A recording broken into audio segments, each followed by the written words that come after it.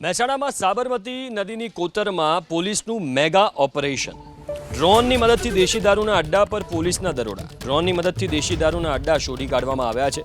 વિજાપુરના હીરપુરથી હાથીપુર સુધીના વિસ્તારમાં એલસીબીનું ઓપરેશન તમે દ્રશ્યો ડ્રોન વિઝ્યુઅલ્સ સ્ક્રીન ઉપર જોઈ રહ્યા છો।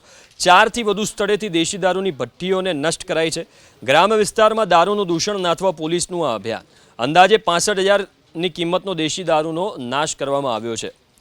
તો દેશી દારૂના આ અડ્ડા શોધવા માટે ડ્રોન ટેકનોલોજીનો ઉપયોગ કરાયો। વધુ વિગતો સાથે સંવાદદાતા હારૂન ફોન લાઈન ઉપર જોડાયા છે।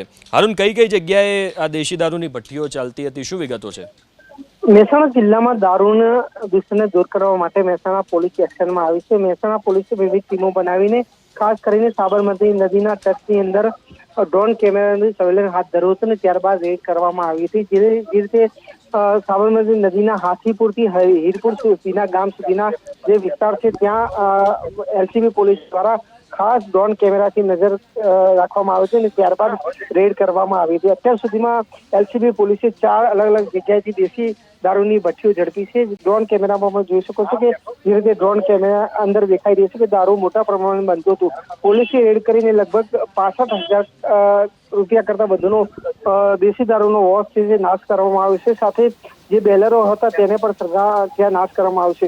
મહેસાણા એલસીબી પોલીસ દ્વારા વિવિધ ટીમો બનાવીને ખાસ ડ્રોન કેમેરાથી નજર રાખીને ત્યારબાદ આ રેડ કરવામાં આવી હતી।